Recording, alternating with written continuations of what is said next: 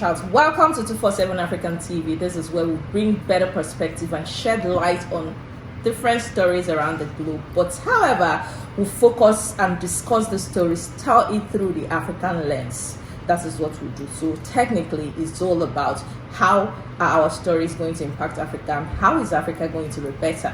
Today we'll have two stories. First of all, we'll talk about the crisis in the Republic of Congo and how the Rwandan President Paul Kagame has been fingered to be, one of the people fueling this crisis. And this is according to the DRC Congo President Felix Tshisekedi. He's saying that, in fact, he even had to term Kagame the Hitler of Africa. He said it in his words. And Kagame, in reply, in retaliation, had denied, any relationships whatsoever about this crisis. But, however, he said that in his defense, that in 1994, during the Rwandan genocide, that's about the Hutus and the Tutsis, and that's genocide killed more than a million of Tutsis were killed in that genocide. And of course, Kagame is a Tutsi. So somehow, from what he said, it looks like it's a retaliation to the 1994 genocide, which he fingered Tshisekedi and the Republic of Congo as part of the mercenaries that was sponsored to kill a lot of Tutsis during the 1994 Rwandan genocide. So a lot of issues going on there. On the other hand, the people are saying, it's because of the mineral resources in Congo.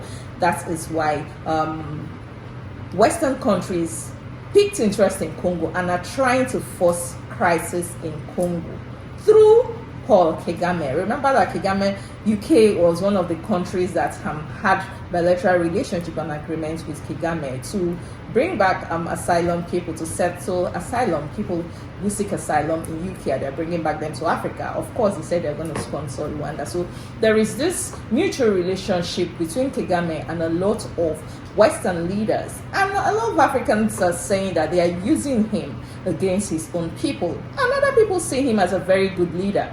He's doing a lot. His country is growing, development, infrastructural wise, educational wise.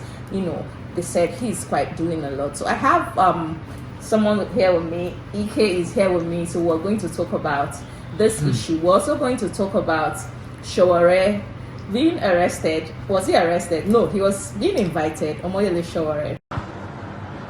That is what I'm here to do. What? So this presentation that you did. Hold on. Yes. The media you're talking about is your media. I allowed you this to show you. The Nigerian media. Hold on. Including police. To show you our insincerity of purpose. We're not open sincere. We are not disputing your sincerity. That's just the reason. If not, we don't need. We're not disputing your sincerity. No, that's it. What I'm saying is that the media came here so as to hear your own side, and they were supposed to hear my own side. But I have opted with my lawyer to go see your team. Are we good now? Excellent. Thank you. Go ahead. Go with it. Downstairs. Okay, thank you very much.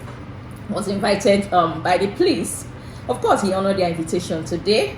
Somehow, that took a different toll when he said via his ex-handle that they are detaining him and they are asking him to meet certain bail conditions. However, he refused. He said he's not going to meet any bail condition because he hasn't done anything wrong whatsoever, to be arrested. So after a series of back and forth, he was released, on some, although police will say it's conditions, but which Sowore is not having any of it. So we're looking at it from the lens of police relationship with people, citizens in the country.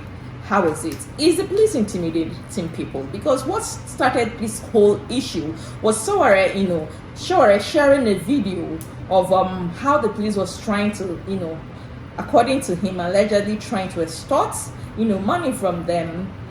We saw the police stopping, flagging his cars, and there were a lot of some kind of melodrama that went on there, especially along Lagos International Airport Road.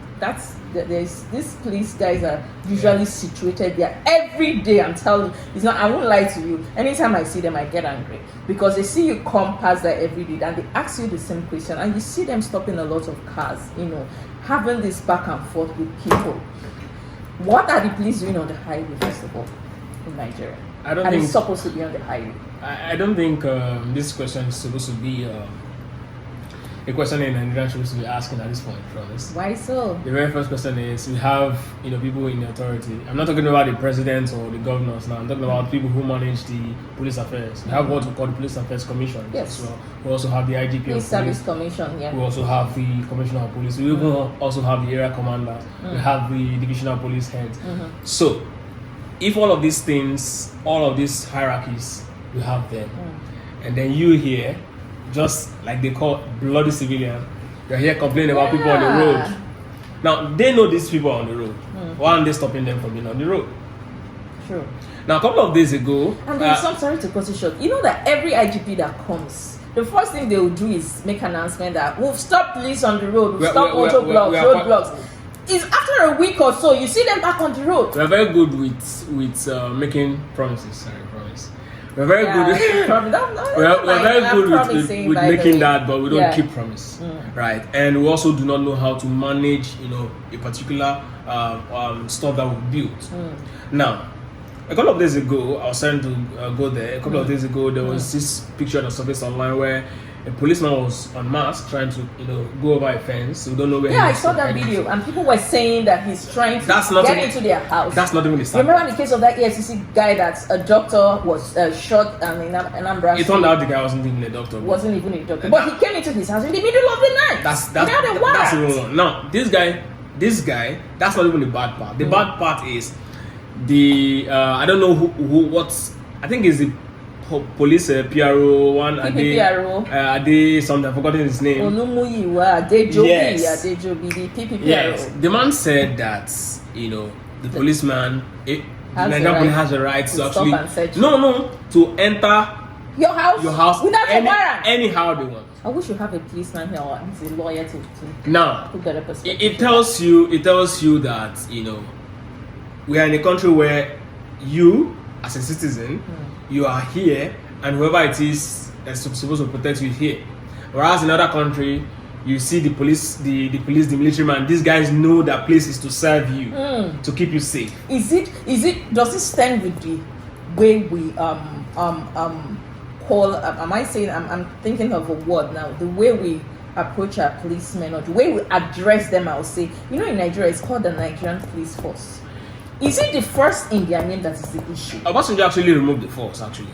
Yes. But it's still all over the signboard. People still use it, but Obasanjo actually removed the force because he said they're actually paramilitary. They are not forcemen. But however the case is, and that force stemmed from the colonial days. However, see, if you look at the history of Nigerian police from when they were actually global households, down to what we have today, and the military and all of that, you understand that these guys are not actually created to actually protect me and you.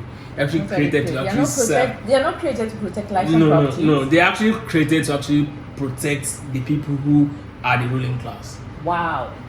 So that is why is that why we see so rich people? Would I say rich people or some people in certain power before they're working with escorts? We don't even have enough police. I'll tell you something, right? To cover the people. Going back to the history of Nigerian police. I'm sorry, the military of Nigerian military. They are initially global households, right? Mr. Glover is actually a British man. These are his private military. Yeah. Just like the way we have this man that came, the father of Nigeria, Robert Goldie, who actually sold Nigeria to the British. Now when this Glover came in, he set up his own military arm, just the same way Glover also had his own military that we're actually operating for them. Now these guys were finally bought. Now look at these guys. For example, we have private security firms in this country. You own one, I own one, she owned one. And then in the end, these guys, the mode which they were actually created on was to actually protect you or whoever you sent to protect. Wow. Now, so they do your bidding. Now, when you now hand over these guys to a particular corporation, that formation, that structure will still remain because that's actually how they were created to operate.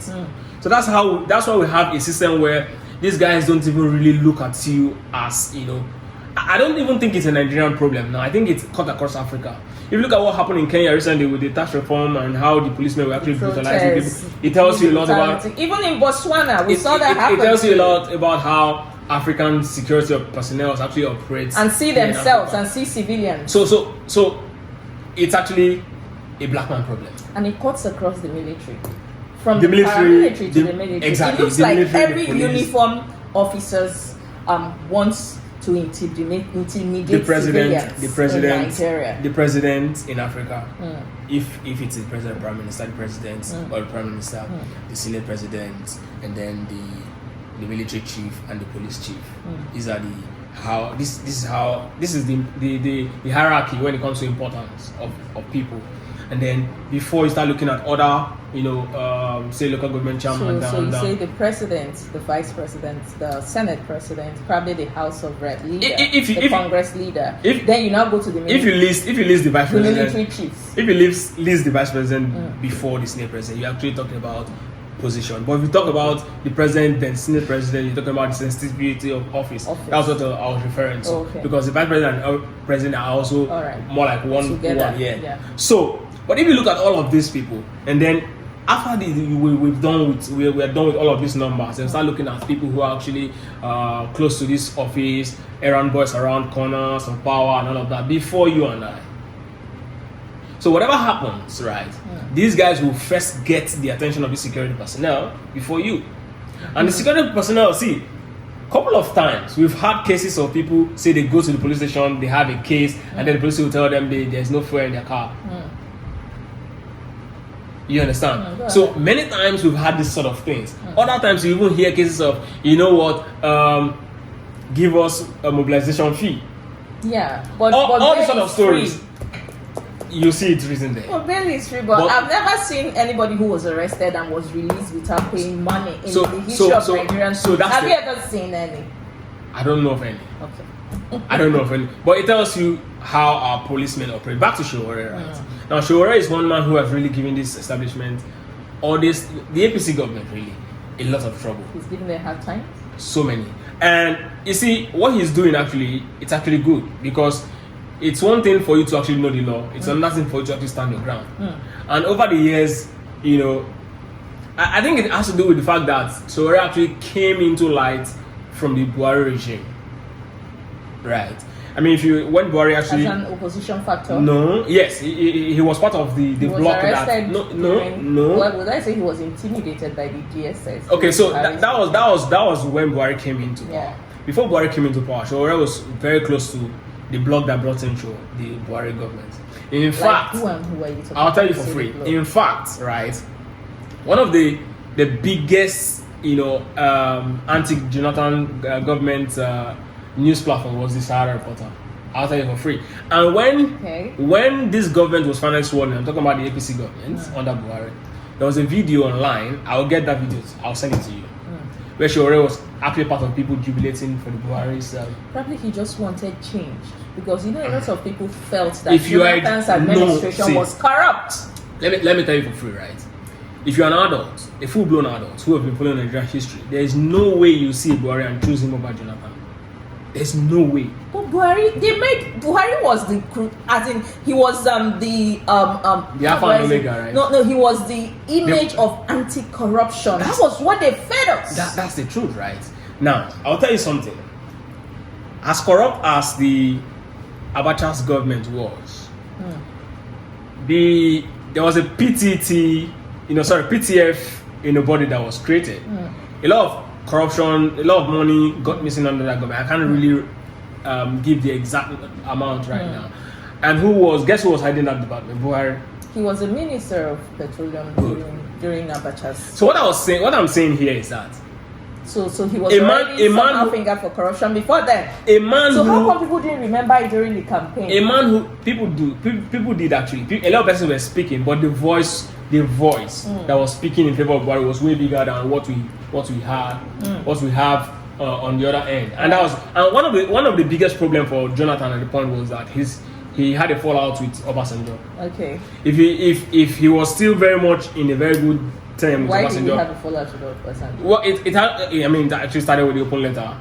When Obasanjo wrote that open letter. Obasanjo is known for litany of letters. I know before that letter came up, there must have been some situations around, Obasanjo expecting him to actually change and then turn things around and say, do this and do that. I don't know what the whole story was, but then that was the crux when Obasanjo actually, In fact, that was the straw that was the straw that broke the camel's back. At that point, Obasanjo wrote that letter, and that was it for Jonathan. That was when Obasanjo actually tore his PDP card, if you remember, and said he's no longer a party member and all of. That was the beginning of the problem for Jonathan. Before then, it was still very much difficult because if you recall, all of these big wigs from Tinubu, the president today, to Buhari, and all of them were, flocking around Obasanjo's villa, talking to him to actually bring him over so that they can actually to join APC. Obasanjo also made a particular statement years ago when he was talking about the Buhari, the President Buhari, former President Buhari, that you see the president. Once a president is the president, you're not wrong. That this man is very terrible at managing the economy, and he came on. We saw him. It took him 6 months to name his cabinet.